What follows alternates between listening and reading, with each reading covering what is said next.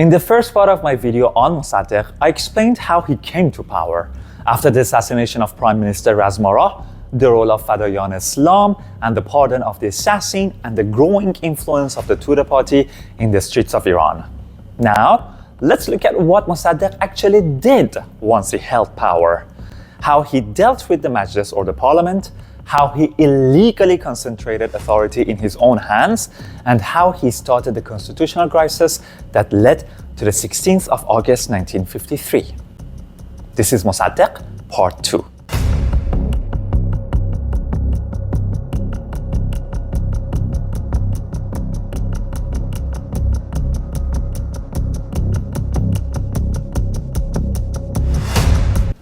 Iran in the early 1950s operated under the Constitution of 1906 and the supplementary laws of 1907. The country was a constitutional monarchy, not a republic. Political authority was divided between three institutions: the Shah himself, the Majles or the parliament, and the government led by the prime minister. A prime minister governed through two constitutional foundations: a royal decree appointing him and the confidence of the Majles. Remove either of these and the government no longer stood on constitutional ground. The crisis that culminated in August 1953 grew out of a sequence of political decisions made by Mosaddegh himself that dismantled this balance. Mosaddegh first became the prime minister during the 16th Majles. Shah of Iran Aryamer trusted him with the process of nationalization of the oil, a process that had started before Mosaddegh, but later on was only associated with Mosaddegh and him only. When the 16th Majles finished its legal term, Iran moved forward toward elections for the 17th Majles. Under the constitution, the Majles was supposed to contain 136 deputies representing constituencies across the country. Mosaddegh halted the elections before they were completed. Only about 79 deputies had been elected when Mosaddegh stopped the electoral process and allowed the Majles to open without filling the remaining seats. By halting the elections, he prevented dozens of constituencies from electing the representatives. Mosaddegh halted the elections because the early results showed that a fully elected parliament would not be dominated by his supporters. If elections had continued, additional opposition deputies would likely have entered the chamber. As a result, the 17th Majles opened incomplete from the beginning, with roughly 79 deputies instead of the full 136. On 16th of July 1952, after the 16th Majles and before the 17th Majles, Mosaddegh began reaching for powers beyond the constitutional framework. He demanded control of the Ministry of War, which meant control over the armed forces.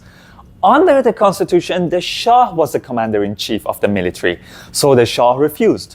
Mosaddegh then resigned, and the Shah appointed Ahmad Qawwam as prime minister. Mosaddegh's supporters, however, particularly the Tudeh Party, took over the streets. Mass demonstrations broke out in Tehran and several other cities. The unrest escalated on 21st of July 1952, when large crowds clashed with security forces. Following the violence and political pressure, the Shah dismissed Qawwam and asked Mosaddegh to return as prime minister.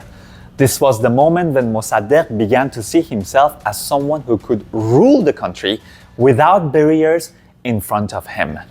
Mosaddegh returned to power on the 22nd of July 1952, this time with significantly stronger political authority. Soon afterward, the Majles granted him extraordinary powers, allowing him to legislate by decree. Because almost everyone who entered the 17th Majles were supporters of Mosaddegh, they initially supported him fully without questioning his illegal requests. Mosaddegh asked the Majles to grant him extraordinary powers, and the Majles approved the requests. These powers allowed him to issue decrees with the force of law in major areas of government, instead of passing legislation through the legal parliamentary process. The Majles effectively transferred part of its own legislative authority to the executive. Later, Mosaddegh asked the Majles to extend these extraordinary powers, and the chamber approved that extension as well. At this stage, Mosaddegh had not yet bypassed parliament against its will, but bear in mind that he halted the elections because he wanted only his supporters to be taking over the seats in the 17th Majles. So, the Majles willingly granted these powers. However, the arrangement significantly altered the constitutional balance by concentrating both executive and legislative authority in the hands of the Prime Minister. This is when this obedient Majles started to fear the power Mosaddegh was reaching for. Over time, the relationship between Mosaddegh and the Majles deteriorated. Opposition deputies grew stronger. Several figures who had once supported Mosaddegh began distancing themselves from him. Parliamentary debate increasingly turned into scrutiny and resistance. By mid-1953, the Majles no longer reliably passed what Mosaddegh wanted. In simple terms, the obedient Majles stopped serving Mosaddegh and became an obstacle. Instead of approving his agenda, the chamber began functioning as a constitutional barrier to the concentration of power in the executive, also known as Mosaddegh himself. This is when Mosaddegh decided to eliminate this other constitutional barrier ahead of him. The Majles that was once his number one fan and supporter now had turned into a problem. Mosaddegh himself explained why he chose to eliminate parliament. Two developments drove his decision. First, the Majles had created a financial supervisory board responsible for auditing government finances. Because oil revenues had collapsed, Mosaddegh authorized the secret printing of approximately £12 million in additional banknotes to finance government operations. Second, Mosaddegh knew that he no longer controlled a reliable majority in the Majles. If Parliament convened and questioned the government, deputies could launch an interpellation vote that might remove him from office. Mosaddegh faced a choice: appear before Parliament and risk dismissal, or prevent Parliament from exercising its constitutional authority. He chose to eliminate the Majles, another breach of law. Before dissolving the Majles outright, Mosaddegh weakened its ability to function. His supporters withdrew from parliamentary sessions and helped break quorum. Instead of resolving conflicts through parliamentary debate, Mosaddegh allowed the chamber to become increasingly incapable of operating. At the same time, Mosaddegh began portraying the Majles publicly as corrupt, exhausted, and no longer representative of the nation. He claimed that CIA had bought the members of the Majles, and that's why they had stopped supporting him. A claim that he never provided any evidence or proof for. He framed the political situation as a choice between his government and what he described as a dead parliament. Mosaddegh then took the decisive but unconstitutional step. He illegally ordered a national referendum to dissolve the 17th Majles. The Iranian constitution did not give the prime minister the authority to dissolve parliament through a referendum, another breach of law. The constitution required a secret ballot for voting when it came to Majles. Mosaddegh nevertheless organized the referendum and justified it by declaring that the will of people is above the law, considering himself as the representative of the will of the people, just as Jacobins did in the French Revolution. He structured the vote in a way that eliminated ballot secrecy. In Tehran, he created two separate voting locations. People who wanted to vote in favor of dissolving parliament voted in Sepah Square, and people who wanted to vote against dissolving parliament had to go to Baharistan Square. This meant that anyone voting against Mosaddegh had to publicly identify themselves by walking into a separate location. Mosaddegh also mobilized government resources to influence the vote. Government employees received time off from work and gathered in large crowds at Sepah Square to vote in favor of this solution. Organized groups assembled by the Tudeh Communist Party also joined the pro-government crowds.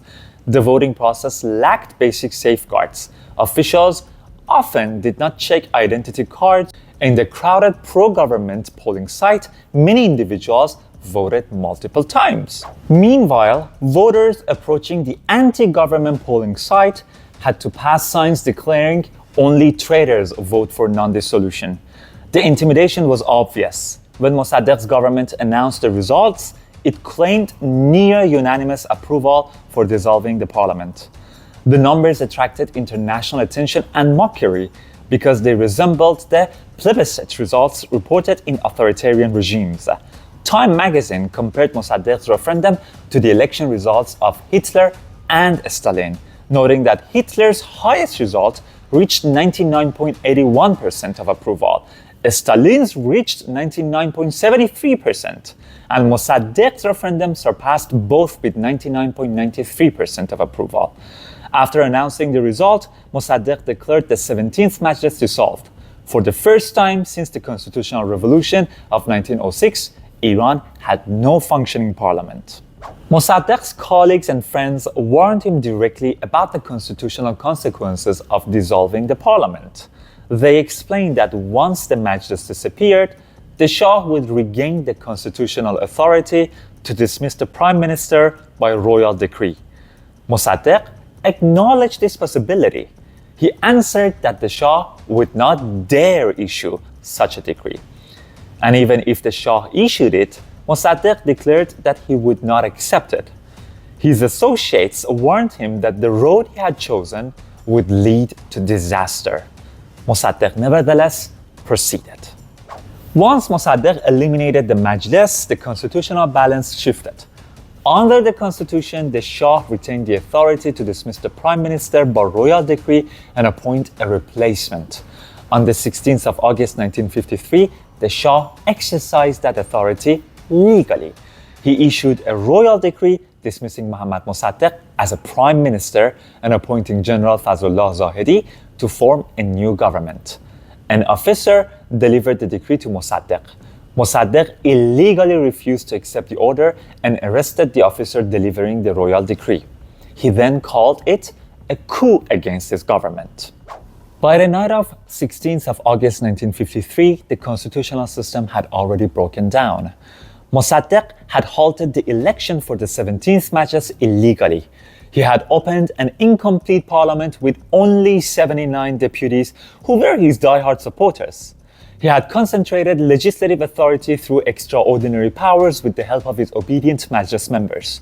He had undermined the functioning of the very same Majlis. He had dissolved the parliament through a referendum illegally. And once again, illegally, he refused the royal decree dismissing him. The confrontation between the executive power and the constitutional order had reached its breaking point. 3 days later, these tensions would culminate in the events of the 19th of August 1953. The Tudeh Party, however, successfully portrayed all of these as a coup against a democratically elected Prime Minister Mosaddegh himself. And up to now, this fake, false narrative has been repeated by the left-wing politicians to undermine the constitutional monarchy of the imperial state of Iran.